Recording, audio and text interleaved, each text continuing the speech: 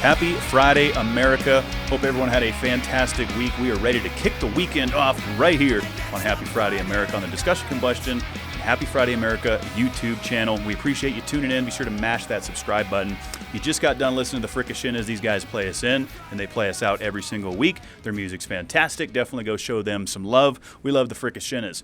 We got some great stuff coming your way tonight. As we do every week, we just like to do some lightning rounds, have some fun, talk about stuff we found on the internet. You know, it doesn't have to just be here in America. It doesn't have to be just to one state. We're just here to have some fun. My name is Kevin Batstone. I will be running the MC and the ones and twos tonight. Definitely looking forward to doing that. Joining me across the table, as always, Mr. Arthur Rowdy Rawe. Happy Friday, USA. And one piece of advice, words of wisdom that I'm going to say right now is that if you are really dedicated to something, if you're really trying to make a big change in life, the true determining factor will be time. Time will tell you if you're really about it. We got a great episode coming up. Kev, what we got? Oh, man, we got some good stuff. Definitely time will not stop art. Let's go. So, back in my home state of New Hampshire, this we're kicking it off from back home in the Granite State, the 603. So, a lady bought a painting from a thrift store. Don't know exactly which one it was, for $4. Okay? She bought this painting for $4, thought it looked cool, right? And then come to find out that this is actually a solid piece of artwork, and it ended up auctioning off for $191,000. They started the bid at $150,000, and apparently they were able to trace this thing back to a long lost work by a gentleman by the name of N.C. Wyeth. Okay, there was only 4 of these paintings ever produced, and apparently it represents the 1884 book Ramona, and a painting resembled that. So a $4 painting turned into $191,000 on an auction. Man, I could see the ear-to-ear smile when you got that news delivered to you. I've been watching a lot of Pawn Stars recently. That's a fun show. And I could just see this going in there, and then the appraisal person coming in, and they're like, okay, actually, I'm going to take this to auction instead of selling it right here. Yeah. What a great find. I mean, you really got to wonder what's out there. Like, and you can find some really cool stuff at garage sales, yard sales. When's the last time you've been to one? It's been a long time for me. But like a garage or yard sale? Yeah, when's the last time you popped into one? Probably, I mean, within the last 10 years. Okay, so a long time. Yeah, that is quite a long time. And for the record, it probably wasn't my doing. It was probably somebody I was with. Yeah, that makes sense. They're like, let's go yard sailing. Yeah, I mean, honestly, if I came across a $4 painting and sold it for almost $200,000, I don't know what I would do. I would feel like I would have to do something to honor the people that sold me it for $4. Well, yeah. Here's like $10K or something. Thank you. Well, what's interesting though is like they weren't able to trace where this painting, how it got to the thrift store. Yeah. Obviously, somebody had it in their collections. They bought it. They found it somewhere.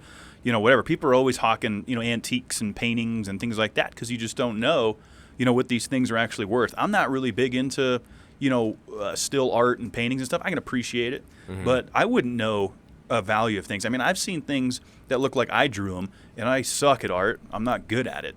And I've seen stuff like that go for thousands and thousands of dollars. So it's like all about the name, right? It's about the name, and I guess, whatever is valuable to you. If you find beauty in that art, you're going to pay top dollar in it. And I guess because this one tells a story, the story of Ramona's, I'm not quite familiar with what that is, but that's essentially what this painting represented. Yeah, no, that's interesting.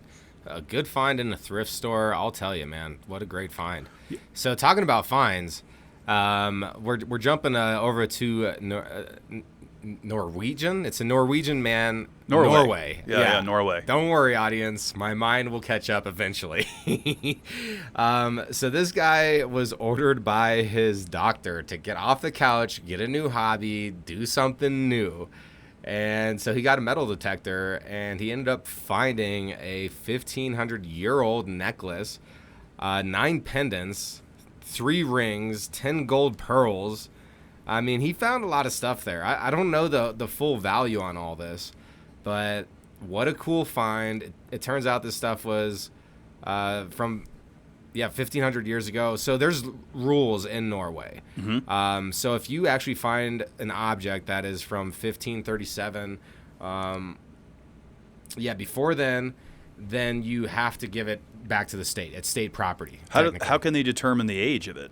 You can carbon date it, I'm sure. Like you or you have professional coin people. I don't know what they're called, but they know how things are stamped, the giveaways for when something was minted and how many were made and all that sort of stuff.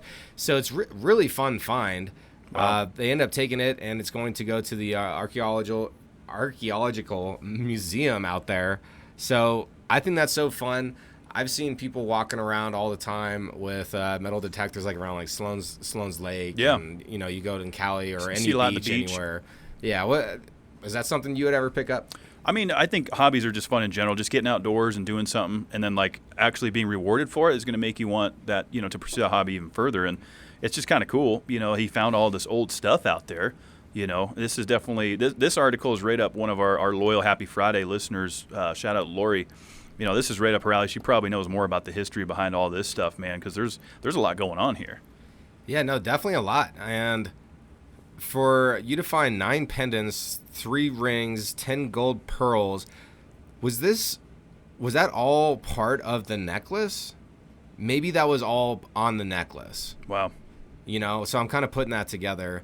Because, or else, like, how do you find all of those things in one spot, like if it's not in a chest or something? And how does somebody not discover a chest for that long? Yeah, no, I mean, either way, it's an incredible find.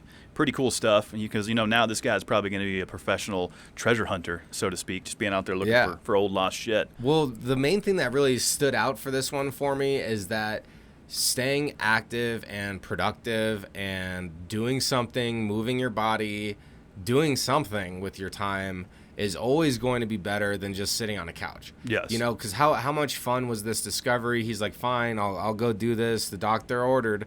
And then he's out there, and then you end up having a blast with it. Right. And it's all because being stale and stagnant was not an option anymore, and he started moving around. So the more that we can move around, the more we can get off the couch and experience this life, which is, you know, going by quick, the better. And that's what really stood out to me as far as this one goes. Good article. No, good article for sure. We're gonna keep it across the pond as we roll into Kev's random records. That's right. Random records. The weekly random records. Man, there's a lot of them out there. This one just kind of, you know, I'm always looking for a cool record to throw in here, and, you know, they're sometimes goofy, sometimes whatever. So this one I just found interesting. This takes place in Ireland. They have a National Plowing Championship every year. And so one of the things that they decided to attempt was the boot throwing record. Okay. So apparently Wellington Boots offers individuals to take the boots and everyone throws them up in the air at the same time. Right. The previous record was set at 792. So 792 boots in the air. This one went 792 people all throwing threw boots boots at the same time. Okay. So that was the you know, line to break. Okay. So this time they came in and shattered the record. Absolutely shattered it with 995. Almost 1,000. They were trying to eclipse 1,000, 5 I bet. away from 1,000, damn. And they probably did have about 1,000 out there, you know, just hit that 1K mark, but some of them might not have counted. Maybe they weren't in the air at the same time. I don't really know how the Guinness Book of World Records judges, you know, because each one of these has to be approved every, you know, week that I talk about. They review it. They say, okay, 995, it is the new record. Maybe they go for 1,000 next year, but yeah, I mean, only 5 people away from 1,000. They're going to break it next year. Come on, they're going to break it next year. But I think that my favorite part about this article was that the Wellington boots that they use in this attempt is going to be donated to schools all across Ireland. So not only did they get the record, do something cool, all these boots are going to be used for maybe folks that can't afford boots or just not available to them. So the fact that they're being donated is fantastic. No, that is fantastic, and it's fun. You know, it's little things like this. I'm just going to kind of stay on this theme right now of enjoying life and getting off of a couch and doing something, like being part of throwing all the boots in the air. I mean, before you and I pressed the record button tonight, we were seeing if we could hit some beer cans and trash cans.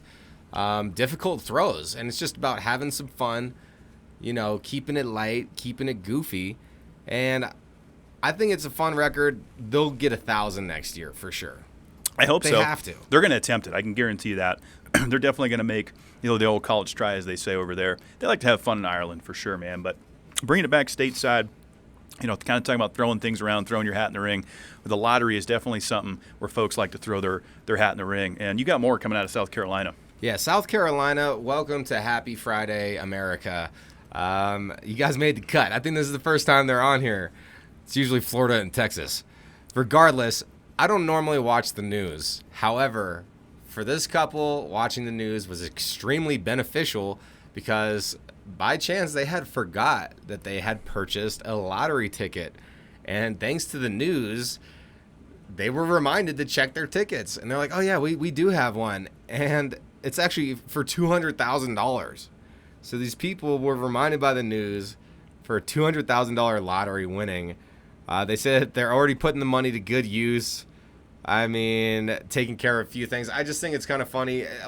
Is there like an expiration on lotto tickets? So if they would have never claimed it, then how long is it good for? Well, that's probably going to depend on the South Carolina gambling laws. Yeah. So, like I know here in Colorado when we do sports betting and stuff like that, because sports betting is legal here. It's not legal in every state.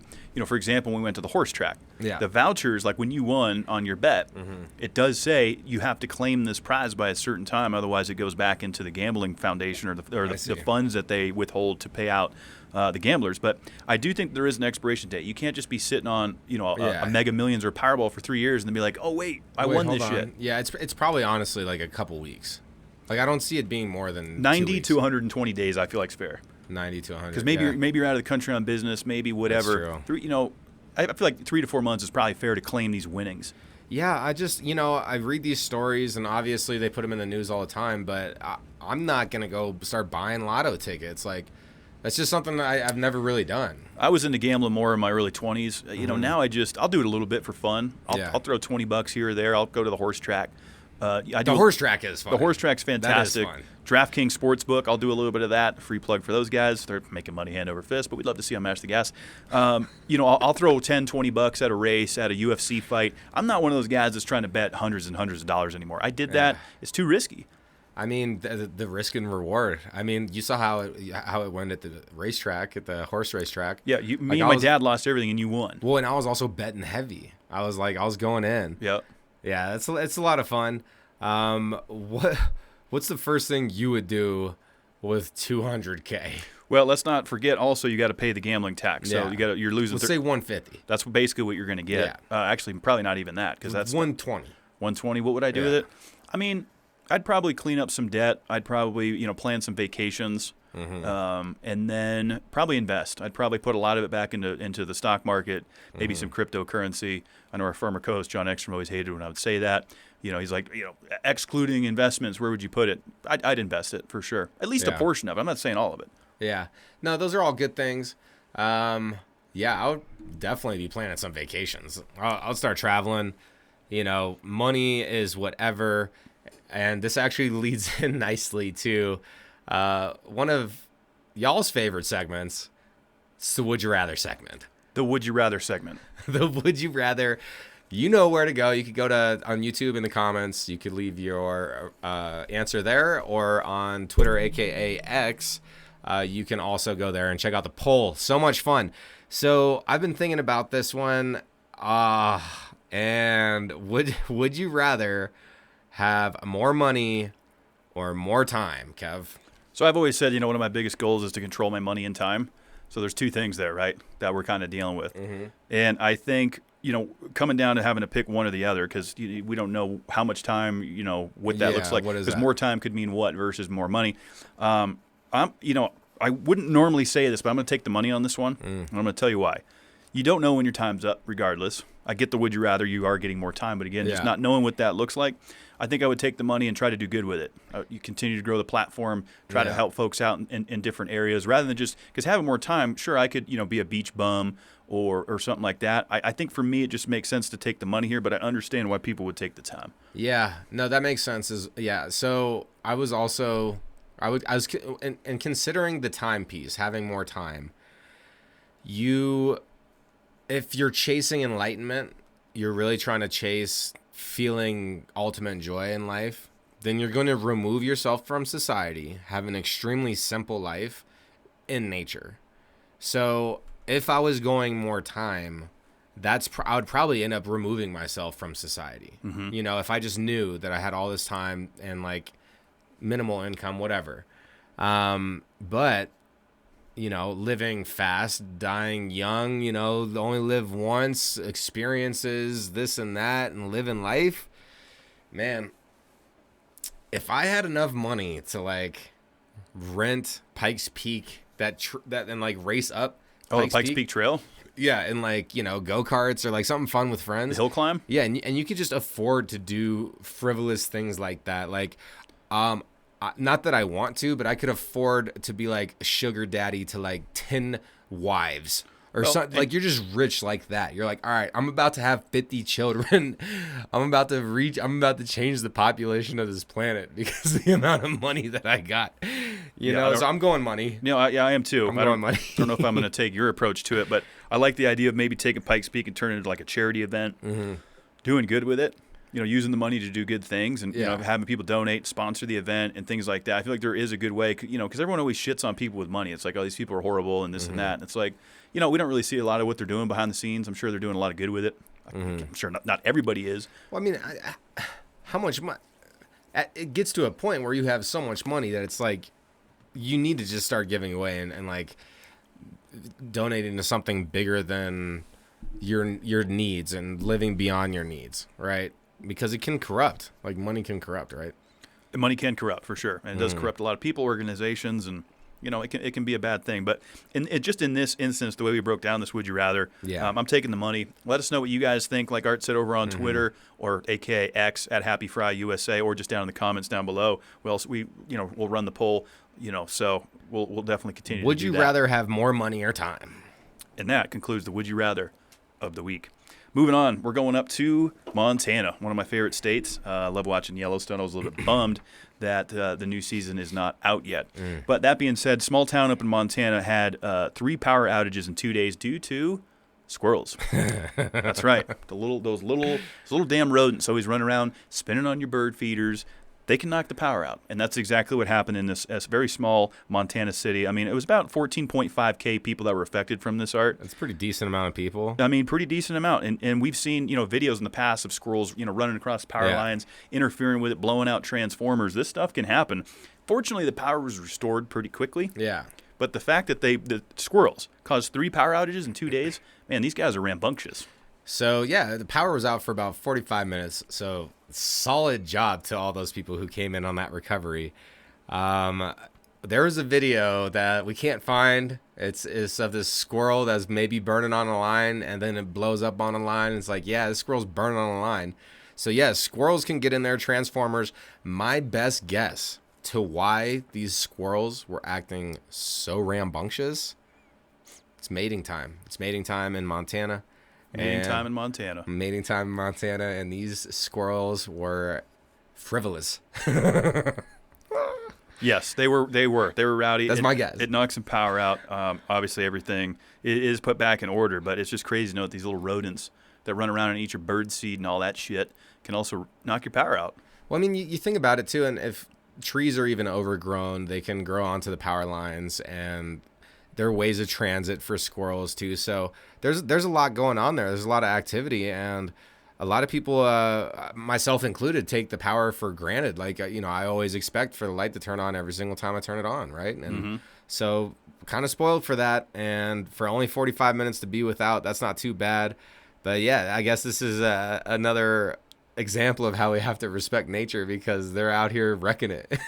They can interfere with some things, man. We always have at least one animal doing something every week. Yeah. And this week it was the squirrels. Yeah. Some bears almost made the cut again. We had to get squirrely on this week. We've been doing a lot of bears. So now we're going to take it to something that I'm extremely concerned about. Yeah, this one's wild. Obviously, everyone knows Elon Musk. He pretty much dominates everything from SpaceX to Tesla to Twitter, now X, and Neuralink. He has a huge part in that. And, we've been hearing about Neuralink for a few years now. It's been in development. And basically what it is, Art, it's humans accepting artificial intelligence. And I understand the idea of it. I get what they're trying to do. This is, as things are starting to move along, they're wanting to put in these apparatuses into the human body that basically can communicate with an app.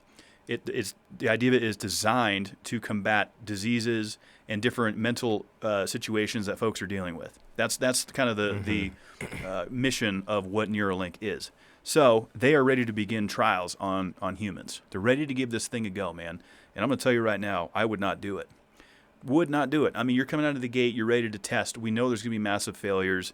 It's hard to say what this could be, right? Until we really start testing it. I mean, we don't know how the human body's going to react. We're starting to get into that crazy AI shit that we always talk about, like almost half Terminator stuff, right? Like the newest Terminator, she was half human, half Terminator. and I'm not saying this is going to make you a Terminator, but who knows where this is going to go? Your thoughts? So, of course, I've always thought it would be cool to just, sit there and control a computer, think and type, and control a cursor with my mind. Of course, that would be really, really cool to be able to do all those things. And also to be able to have something that was also looking out for my health. Like, I see those benefits. That makes sense to me.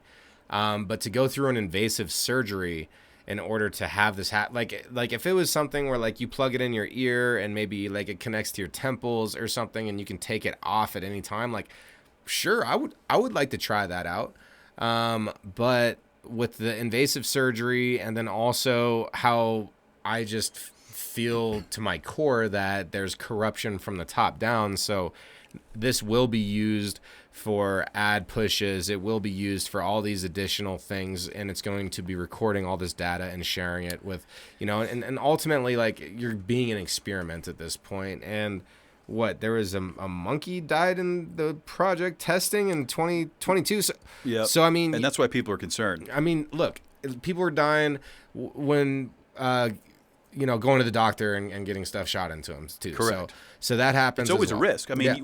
we hear the pharmaceuticals, and this isn't necessarily pharmaceutical related. It's kind of a different approach. But when you're watching the football game or whatever you watch, and you have the commercials come on, which I always mute, it's all these big pharmas pushing these products for A1C and diabetes and whatever it is. And then the back half of the commercial is side effects may include, and it's all Back it's a half, whole. it's at least like 60% of it. It's massive. It's like dude. the majority of the commercial is the side effects. So it's like, do you want to assume the risk? And so, the first people that they want to roll this out on, right? The kind of the I don't know if you would call them, volunteers per se, but patients that have been in line for, research, medical, evolution, I suppose, are going to be folks that are quadriplegic and paraplegic. So the idea is they want to take this Neuralink and try to see if they can reverse that, is what I'm gathering from it. And I don't know a ton about this stuff. This is way out of my grade. I'm not a scientist. There's people way smarter than me that deal with this. But the fact remains is that's going to be the rollout. They want folks that are dealing with paralysis in different areas, and they want to see if Neuralink can combat that. Like I started off on this segment, I've thought about being able to have that ability. I can see the benefits of doing it. Personally, I wouldn't do that invasive surgery to put technology in my organic body and then trust that the corporations are going to treat my body with respect instead of just data for, the first test patients. So I mean, I kind of, I'm in the middle on this one. I'm on the middle.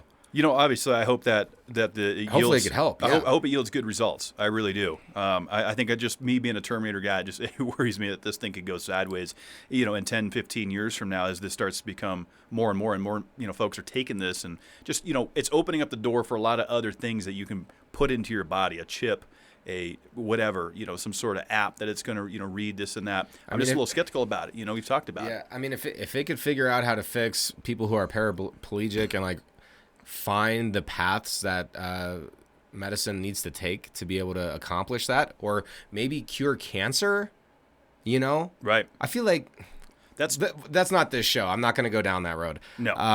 But that's DCPC. Yeah, that's we're not going down that road. I think it's really interesting. I think it's super sci-fi. I'm curious to see what happens with it. I personally wouldn't go through with it. I wouldn't either. I'm hoping for the best for all the folks that give it a go. It'll be interesting to see how this thing develops. So, one of our other weekly segments coming up here today in history. September 22nd. Art, you got more? Yeah. Today in history, this is what we got. All right. I'm doing this chronological too, so that's how we're gonna do it. I'll let you take the second one, Kev. So the first one we got here in 1692. The last people are hung for witchcraft. So 8 people. These are In the 1692. Yep, 1692. These are the Salem witch trials. 8 people were hung. There were 19 overall, and then 6 other deaths during the Salem witch trials. So this was the end of it. This was the very end, a long time ago, man. And isn't it crazy how everything's changed. The Salem witch trials are big up where I'm from. You know, Well, that's where they were held. oh, exactly. It's it's up in the New England area. A lot of folks like to go down there for Halloween. This is a big time of year for folks to go to Salem, kind of visit some of the old landmarks and just kind of experience some of the history that took place. So old up there in New England. You know, really everything is just so old and it's got so much history. So that's one piece. And then, of course, fast forwarding to 1776, what a great year that was. Not so good situation here. American officer Nathan Hale was hanged by the British for spying during the American Revolution. So he got caught doing no good, and they said, you're out of here. Yep. Moving on to more recently, and I'll leave a pause for anyone to guess. 1994, this new sitcom dropped. Apartment Living in New York. When I gave you that hint, you guessed it yesterday. That is true. Any guesses? It's a big one. How about Jennifer Aniston, Courtney Cox, Matthew Perry, Friends? Yeah, Friends dropped in 1994, September 22nd. Man, isn't it crazy to think it's been that long? I mean, granted, I was a little bit young then, but I remember I still watch Friends reruns at times. If it's on or, whatever. It was such a fantastic show. And I actually heard a report that Courtney Cox doesn't even remember filming it. Really? Yep. So she's just having a great time. Yeah, she's like, I couldn't tell you. She'll watch the episodes back. She's like, I don't remember doing that. What? Yeah. I mean, I can see how that can happen. I, mean, don't like, remember you're doing getting some of the so- episodes we do. I mean, you're getting so busy, like you do it for so long, you're I guess, yeah, wow. Huh. Yep. And then, I had to, for shame, this last one I had to put in here just for the shame's sake. In 2015, Volkswagen admits that 11 million cars have been wrongly programmed to appear to emit lesser emissions than they are actually distributing. Come on, man. There's a lot of fuckery in the car industry. Come on. A lot of it, and some of them get caught. Volkswagen did. I forgot about that, man. I forgot that was in 2015. I remember that was big in the motor world. Yeah, I mean, look, I was selling used cars at that time. Like, everyone was so concerned about all this. I was like, oh my gosh, man. Yeah, that's pretty crazy stuff. So yeah, a lot going on there on this day in history.